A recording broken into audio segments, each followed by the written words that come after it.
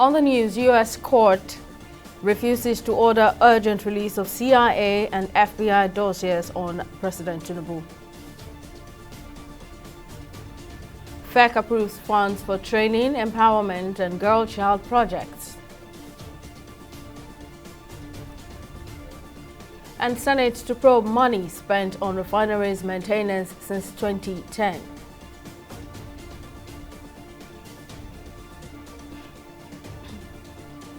Many thanks for joining us on News Now. I am Simisola Atiku.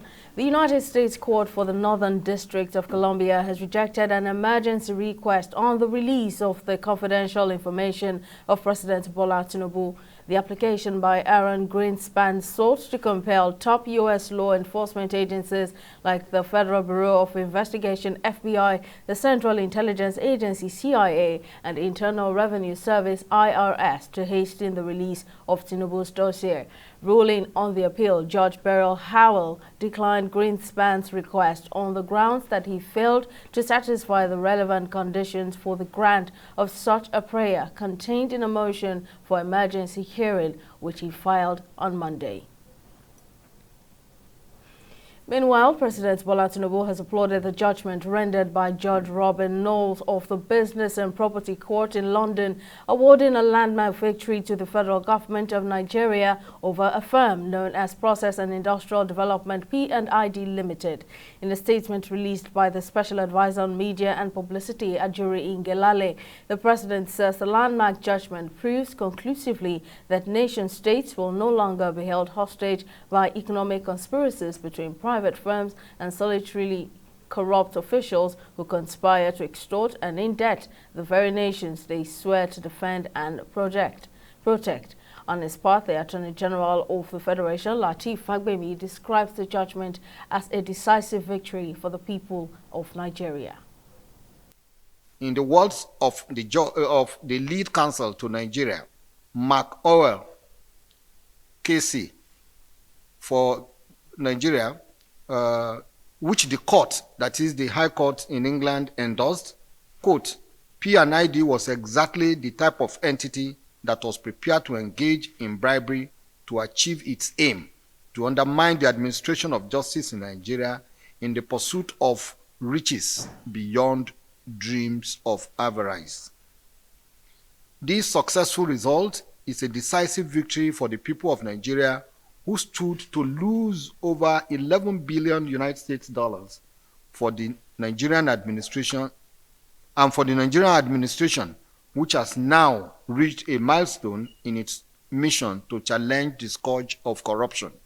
The judgment also serves as a damning indictment of predatory international investors who should now rightfully be deterred by preying upon Nigeria and other developing nations to satisfy their greed.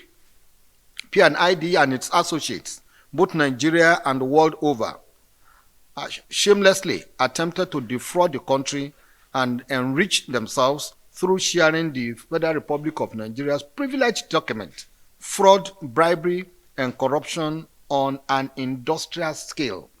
Those efforts, which took place over many years, have now finally been uncovered for all of us to see. It is imperative to point out that several agents of P&ID made overtures, even as at last week, to the Federal Republic of Nigeria for settlement on this case. However, the resolve of the administration of President Bola Ahmed Tinubu, GCFR, not to go hand in gloves with fraudulent counterparties or condone corruption informed the position of the Federal Republic of Nigeria to hold fast to its position not to settle. To create a sustainable and inclusive social system that promotes citizens' development in Nigeria, the Federal Executive Council, FEC, has approved funding for training and empowerment of adolescent girls in the country, while the establishment of a humanitarian and poverty alleviation trust fund to raise $5 billion annually has also received a nod. Addressing journalists at the end of the meeting are Ministers of Finance, Education, Humanitarian and Poverty Alleviation, as well as Mining, speaking on the plan to implement the project in line with the renewed hope agenda of the Bola Tinubu-led administration. Correspondent Jide Olaniran has more on the story. After addressing corporate Nigeria at the Nigerian Economic Summit earlier, the president presided over the 4th Federal Executive Council meeting where a number of far-reaching decisions were taken in a bid to tackle the various challenges confronting the nation. Taking turns to speak to the media, the Minister of Finance and Coordinating Minister of the Economy, Wale Edun, says federal government will proceed to receive the $3.5 billion zero-interest loan payable within 40 years with a 10-year moratorium as foreign direct investment and over $10 billion inflow are expected to come into the economy.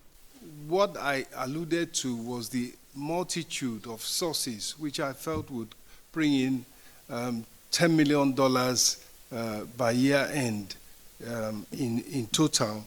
And that is number one. We expect oil revenue from NNPC to increase. And finally, remittances. There's a figure of roughly $20 billion per annum that flows back to the country from Nigerians abroad and so on and so forth. That amount currently is being held offshore. While speaking on the Adolescent Girls Project, the Minister of Education explains how funding will be approved for it, as well as the reform of education sector that his ministry is embarking on. No girl should be out of school on grounds of poverty, and particularly at the foundation level of pre-tertiary education, the basic education level, secondary schools. And under that scheme, we'll be having close to 500 new schools across the country, especially in the participating states, in addition to providing a suitable environment for those young girls to continue their education and be supported, and then also teachers to be trained in order to do what they are supposed to be doing and be motivated. Tackling poverty and improving the life of a girl child is one of the policies the president is working on to make sure adequate funding is channeled towards it, as the Minister of Humanitarian Affairs and Poverty Alleviation shed some light on it. We hear about crises, the floods, and the rest of it. We need to be able to respond adequately as a country. Beyond this, the issue of poverty alleviation is one of the agendas of President Bola Ahmed Tinubu in his 8-point agenda, and we want to be able to tackle it headlong. Minister of Solid Minerals Development, Dele Alaki, also says the federal government is ready to invest in technology to secure Nigerian mining space, as he identifies illegal foreign miners as major perpetrators of unlawful mining activities nationwide. The Senate has resolved to mandate its Committee on Downstream Petroleum to investigate all contracts awarded for the rehabilitation of all state-owned refineries between 2010 and 2023. On Tuesday, the lawmakers frowned over what they perceived to be sabotage of the federal government's effort to resuscitate the nation's refineries in spite of 11.35 trillion naira spent on maintenance of the moribund refineries. The lawmakers also plan to ascertain progress on the ongoing works in all refineries in order to forestall waste and corruption and interrogate the Federal Ministry of Petroleum Resources. As the November 11 off-cycle elections draws close, the Independent National Electoral Commission (INEC) laments that pre-election litigation is posing a challenge to the governorship polls in Bayelsa, Kogi and Imo State. INEC Chairman Mahmood Yakubu expressed concern about recent court judgment and orders concerning the nomination, substitution or disqualification of candidates after all the sensitive materials have been printed. According to him, the reprinting of the materials in compliance with court orders within a short period of time is not only expensive, but the management of the process is quite challenging. President Bola Tinubu has directed his special advisor on policy coordination, Hadiza Usman, to liaise with the Office of the Secretary to the Government of the Federation to synergize all recommendations of the Presidential Fiscal Policy and Tax Reforms Committee for speedy implementation across all ministries, departments and agencies. The President gave the directive when he received in audience the chairman of the Reforms Committee, Taiwo Oyedele, who presented a 30-day report on what he called quick wins at the Aso Rock Villa, Abuja. Briefing journalists after the meeting, Oyedele says the committee has fulfilled the first part of the presidential mandate given to the committee and will now commence work on the second phase, which is on critical fiscal reforms. Where we are now is the critical reforms. Those critical reforms involves even rewriting our major tax laws, addressing something that everybody in this room will be very much familiar with, multiplicity of taxes. We have over 60 taxes and levies officially collectible by federal government, state government, and local government. Unofficially, those taxes are over 200, making life difficult for our people. So the objective we have, and that's what we're working towards, is to bring all of that to a single digit. So the taxes at all levels of government combined, we think should be less than 10. Because actually, about 96%, actually more than that, of our revenue across federal, state, local government currently is generated from less than 10 taxes. And we've seen countries like South Africa generating more than our entire national tax revenue from just one tax. So there's no evidence to show, in fact, the contrary is true, that the more the number of taxes you have, actually the less revenue you collect, because you just create the opportunity for leakages and some non-state actors collecting money and keeping it to themselves. Nigerians living abroad have been called upon to return home and be part of President Tinubu's Renewed Hope agenda, which the federal government says is geared towards providing economic opportunities for them. Minister of Humanitarian Affairs and Poverty Alleviation, Betta Edu, made the call during a courtesy visit to the Nigerian Embassy in the Netherlands. Speaking at the interactive session with Nigeria's ambassador to the Netherlands, Eniola Ajayi, and other top officials, the minister says the Renewed Hope agenda is giving young Nigerians productive opportunities with pioneering innovative ideas through different startup initiatives. Beginning with the human trafficking, which of course NAPTIP is trying to stop in under our ministry, to the illegal migration and migration as a whole, which the Refugee Commission, which is in charge of migration, is handling. Furthermore, dealing with other issues around sexual abuse, GBVs, organ harvesting, name it, even very terrible conditions when they come into Europe because they are unable to find their footing and they are subjected to conditions that sometimes we are not comfortable with. This is unacceptable to President Bola Ahmed Tinubu, and that's why we're here. We want to see what we can do for young people in Nigeria. The president is creating opportunities, even from governance to leadership, all the way down to creating jobs for young people that will keep them gainfully employed in Nigeria to be able to really contribute to nation building. Enough of the Japa syndrome. It's time to keep young Nigerians in Nigeria to contribute to the work that is going on in Nigeria. And that's the Renewed Hope message. A former senior special assistant on education to former President Muhammadu Buhari, Fela Bank Olemo, has launched a skill acquisition initiative in an effort to give back to society. The FPO Training and Research Center initiative is expected to equip 120 Nigerians with information technology skills in its October and November cohorts. Our correspondent Sidney Okafor has more on the story. Seated in this classroom are some of the 120 beneficiaries of the FBO Initiative program, set to train Nigerians in digital skills, web development, virtual assistance, and data analytics. My first job, Mr. Obaro. Fela Bank Olemo, who has worked in government at both the state and federal levels, runs the training twice a day and 3 times in a week for underprivileged Nigerians. Should I say that again? He looks back. He says his passion for enhancing the lives of the average Nigerian has been the driving force behind the initiative. For me, I believe strongly that the best way for us to change the narrative in Nigeria is to improve its skills, equipping our people with the right skills. That our major resource in Nigeria is not the oil we have, it's the people.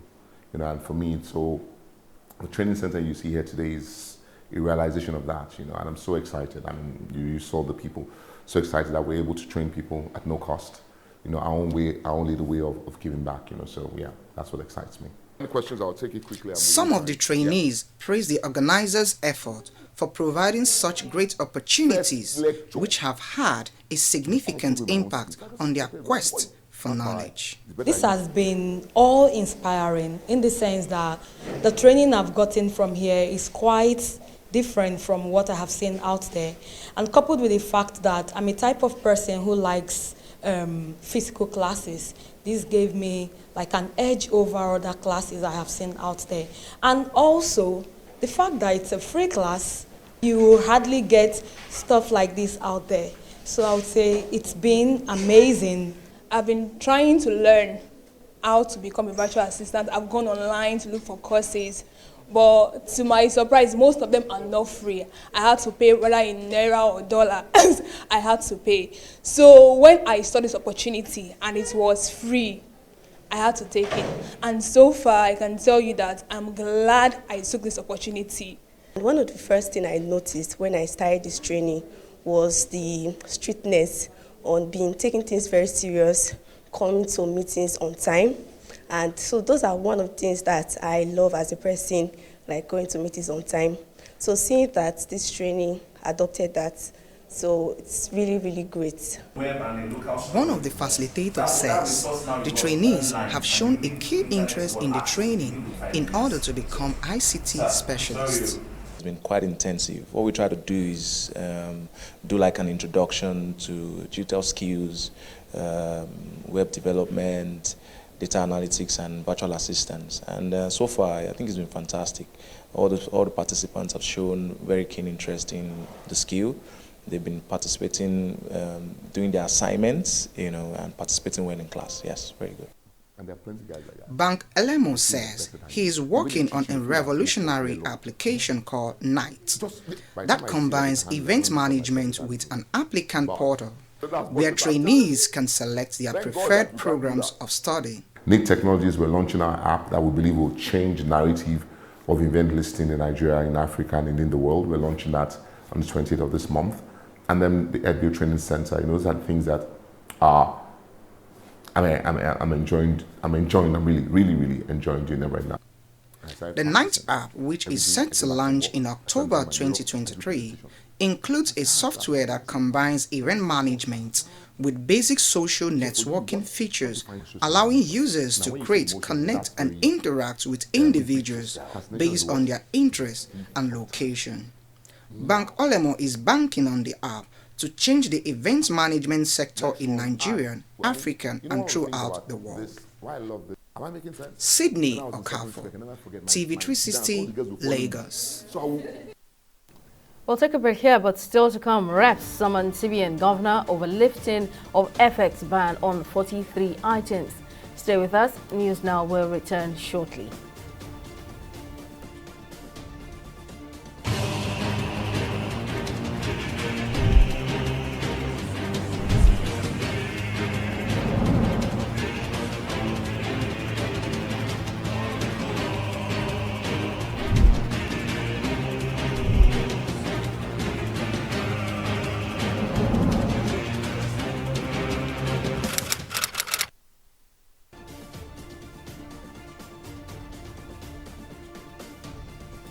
Welcome back. Let's take you through our major stories. The United States Court for the Northern District of Columbia has rejected an emergency request on the release of the confidential information of President Bola Tinubu. The application by Aaron Greenspan sought to compel top U.S. law enforcement agencies like the Federal Bureau of Investigation (FBI), Central Intelligence Agency (CIA), and Internal Revenue Service (IRS) to hasten the release of Tinubu's dossier. Ruling on the appeal, Judge Beryl Howell declined Greenspan's request on the grounds that he failed to satisfy the relevant conditions for the grant of such a prayer contained in a motion for emergency hearing which he filed on Monday. We also told you that the Senate has resolved to mandate its Committee on Downstream Petroleum to investigate all contracts awarded for the rehabilitation of all the state-owned refineries between 2010 and 2023. On Tuesday, the lawmakers frowned over what they perceived to be sabotage of the federal government's efforts to resuscitate the nation's refineries in spite of 11.35 trillion naira spent on maintenance of the moribund refineries. The lawmakers also plan to ascertain progress on the ongoing works in all refineries in order to forestall waste and corruption and as well interrogate the Federal Ministry of Petroleum Resources. In case you missed any of our news bulletins, for more updates, you can catch us on Limex World TV or log on to our website on www.tv360nigeria.com. You can also follow us on our social media platforms on Twitter, Instagram, and YouTube at TV360 Nigeria, or download our mobile app on Google Play Store and Huawei App Gallery. On Facebook, we're at TV360 Online.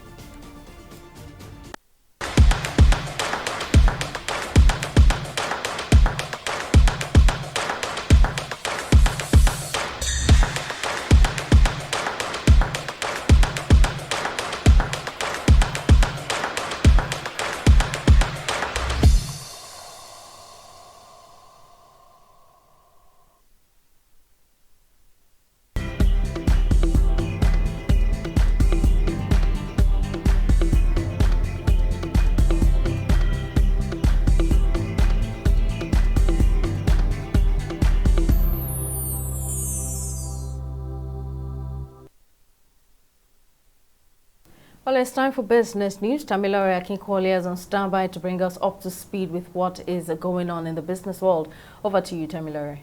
Thank you, Semisola. Hello and welcome to Business News. Following the Central Bank of Nigeria's lifting of the foreign exchange restrictions placed on importers of 43 items 8 years ago, the House of Representatives have summoned CBN Governor Olayemi Cardoso to justify the rationale for lifting the ban on the importation of 43 items. This follows the adoption of amendments to a motion of urgent public importance moved by member APC Sada Soli at plenary on Tuesday. Moving the motion, Soli said the CBN had imposed the restrictions in June 2015 to conserve the foreign exchange reserve and promote local production of certain goods, including about 11 food items. Added that some of the items have tariffs to protect local industries as they are part of the import prohibition list. And the 17th edition of the OTL Africa Downstream Manager Week is currently underway in Lagos, where one of the messages resonating at the gathering is for there to be alignment of purpose in the downstream petroleum and gas sectors among critical stakeholders. Also on the front burner is the aim to foster growth, forge progress, and cultivate innovation within the industry. This next report has more details.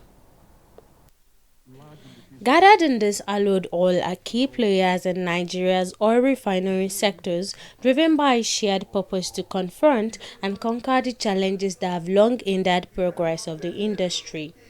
A collaboration between the Nigerian Midstream and Downstream Petroleum Regulatory Authority (NMDPRA) and other strategic collaborators. The forum covers the entire spectrum of the midstream and downstream operations, as described by the Chief Executive Officer of NMDPRA, who also believes the plan towards a net zero carbon emission is also in the offing.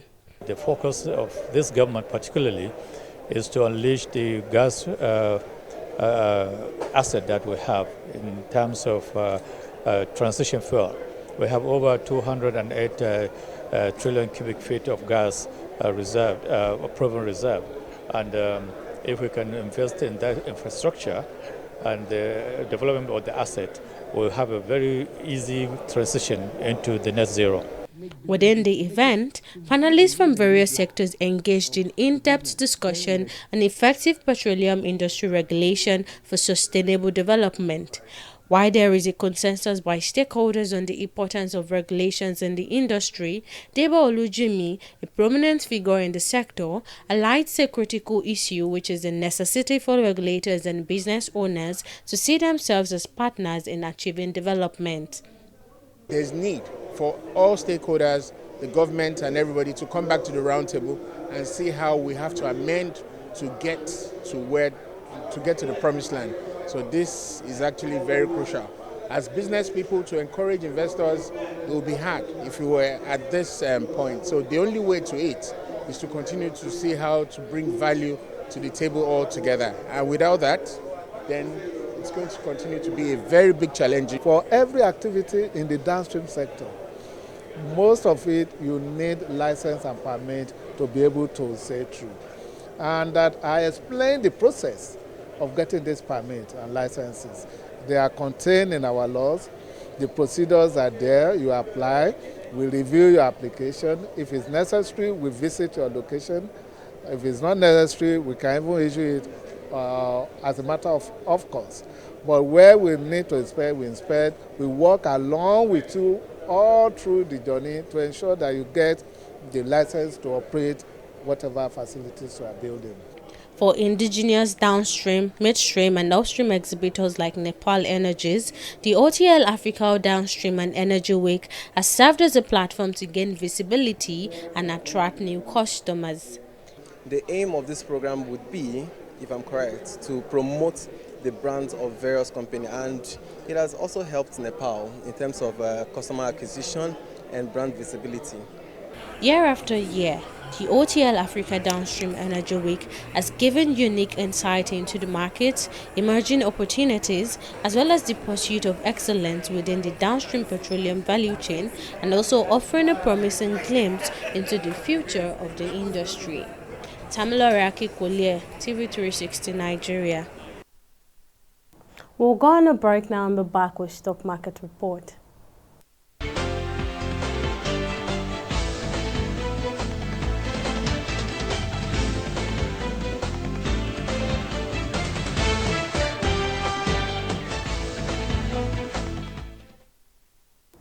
Nigeria's equities market, with a taking off this week on a negative note, rerouted north on Tuesdays as investors bought banking and consumers goods stock, while insurance stock were on offer. The second day of trading saw the bulls take the upper hand as the all-share index rose on 0.51%, with the market's capitalization at 36.94 trillion naira mark. In aggregate, 120 NGX-listed equities participated in trading, ending at 21 gainers and 13 losers. Now, Flower Mills Nigeria and University Press made the top gainers league after witnessing a combined 33 naira 35 kobo gain. Now, at the close of trading, investors gained over 390 million shares, valued at over 6.3 billion naira, and exchanged in 6,272 deals. The turnout also now saw select global stocks. The turnout is glaring in our select global stocks as the UK FTSE, US Dow Jones, and Japan's Nikkei all ended in the greens. And that's all on the stock market report. Over to you, Semisola. Thank you very much, Tamilore. And on the foreign scene, at least 23 people have been killed in an attack attributed to the rebels of the Allied Democratic Forces, ADF, in Eastern Democratic Republic of Congo. According to a military spokesperson in the Beni region, the rebels launched the attack on Monday around 8:30 p.m. local time on the outskirts of Oicha, a town in the eastern North Kivu province. According to him, the rebels tied off the majority of the victims before executing them with machetes and bullets. Military reinforcements deployed after the attack are still tracking down the rebels. And on sports, the European Court of Justice will deliver its final verdict on the validity of the European Super League on December 21, 2023. Earlier, the ESL and its backers A22 had claimed that UEFA and FIFA were breaking competition law by threatening to sanction clubs and players who joined the breakaway league. But in a report released last December, the ECJ says the rules of football's European and world governing bodies were compatible with EU competition law. The ruling in December will be a binding interpretation of European Union law, and once handed down, the case will then be referred back to the Madrid Commercial Court that will apply it to the fact of the Super League case. A little wrap on news now. Thank you for staying with us. See you next time.